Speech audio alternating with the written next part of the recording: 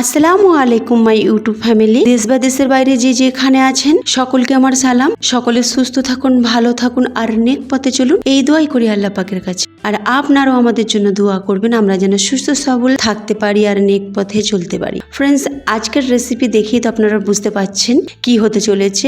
আজকে আমি খুবই সহজভাবে গোলাপ জামুন বানিয়ে দেখাবো, একেবারে রসালো আর জালিদার, আর খেতে কিন্তু খুবই মজাদার। খুব সহজভাবে এই রেসিপিটা দেখাবো, তাই বলছি ভিডিওটি প্রথম থেকে শেষ পর্যন্ত দেখবেন, স্কিপ করবেন না।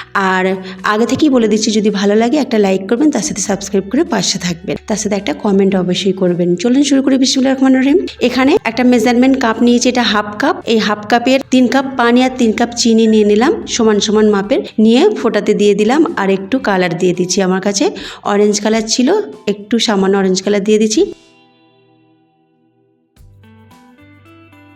3 থেকে 4 মিনিট ফোটানো হয়ে গেলে ওটাকে আমি এক সাইডে সরিয়ে রাখলাম। এদিকে একটা বাটি নিয়েছি, বাটিতে একটা ডিম ভেঙে নিলাম। ডিমেতে 1 চামচ চিনি, 1 চামচ তেল আর 1 চামচ পানি দিয়ে খুব ভালোভাবে ডিমটাকে ফাটিয়ে নিতে হবে,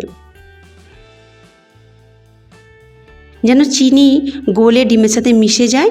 এইরকমভাবে ফাটিয়ে নিতে হবে। ফাটানো হয়ে গেছে, এক সাইডে আমি সরিয়ে রাখবো।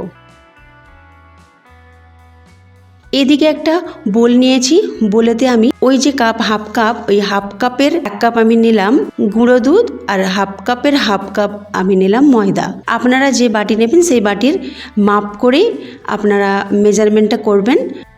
আর মেজারমেন্ট চামচের হাফ চামচ বেকিং সোডা, সবগুলো ভালো করে মিশিয়ে নিলাম। মেজারমেন্ট চামচ যদি আপনাদের না থাকে, আমি যে চামচটা ব্যবহার করছি দেখছেন স্টিলের, ওটার হাফ চামচ নেবেন। এবার একটু একটু করে ডিমের ঘোল আমি মিশিয়ে নেব।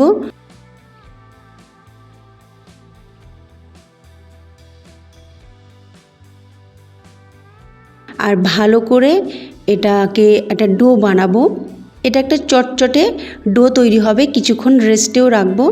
দেখুন খুবই চটচটে একটা ডো তৈরি হয়ে গেছে। দেখে মনে হচ্ছে যে কিভাবে এটা দিয়ে আমি গোলাপ জামুন বানাবো, তো কোনো প্রবলেম নেই।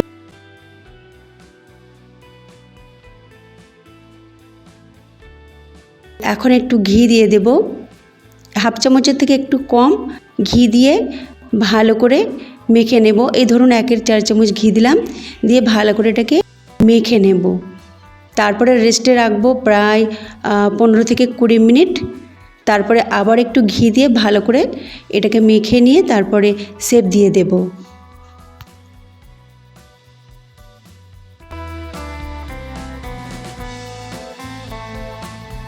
রেস্টে রাখা হয়ে গেছে। 15 থেকে 20 মিনিট পর আমি ফিরে আসছি। একটু সামান্য আঙুলে করে ঘি নিলাম, আর এবার এটাকে হাতের সাহায্যে একটু সামান্য মেখে নেব।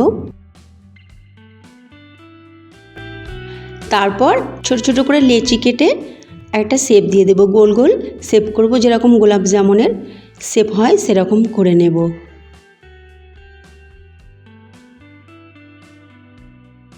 আর যখন শেপটা করবেন তখন হাতটা একটু ঘি দিয়ে মাখিয়ে নেবেন। ঘি বা তেল দিয়ে একটু হাতটা মাখিয়ে নিলে শেপ করতে আপনার কোনো প্রবলেম হবে না, হাতে জড়াবে না।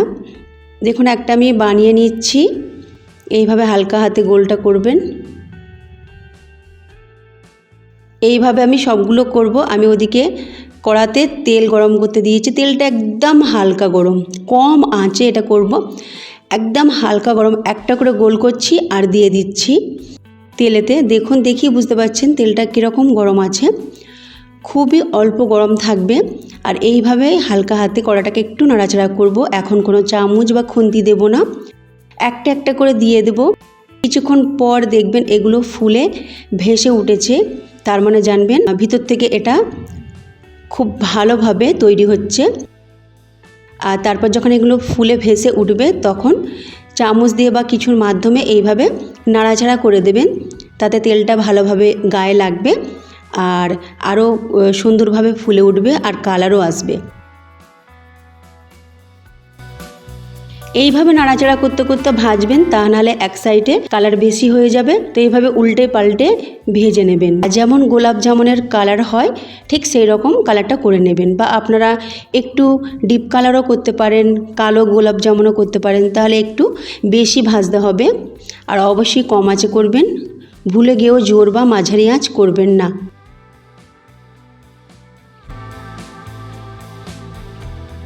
আমি এই রকমই কালার নেব। এবার তুলে নিলাম, আর যে রসটা তৈরি করে রেখেছি সেই রসে দিয়ে দেব। ঢাকনাটা খুলে এবার রসে দিয়ে দিচ্ছি।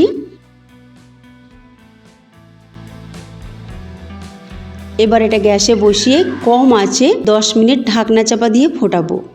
ঢাকনা খুলব না, এইভাবেই 10 মিনিট ঘড়ির কাঁটা দেখে ফুটিয়ে নেবেন। তারপরে ঢাকনা বন্ধ করে রেখে দেবেন প্রায় 1 ঘন্টা। তারপরে এটাকে পরিবেশন করবেন।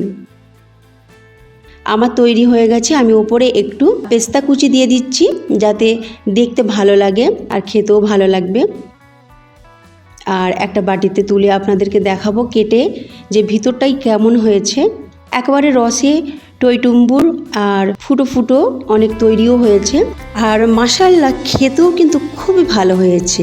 দেখি বুঝতে পাচ্ছেন, আপনার ভিতরটা দেখুন কত সুন্দর রস ভিতরে ঢুকে আছে। আমি এইভাবে আঙুল দিয়ে আপনাদের ভালো করে টিপে দেখাচ্ছি, দেখুন। তো ফ্রেন্ডস, আজকের রেসিপি ভালো লাগলে অবশ্যই একটা লাইক করবেন, তার সাথে প্রচুর শেয়ার করবেন, আর কমেন্টে আমাকে জানাবেন কেমন আপনাদের লেগেছে। আল্লাহ হাফেজ।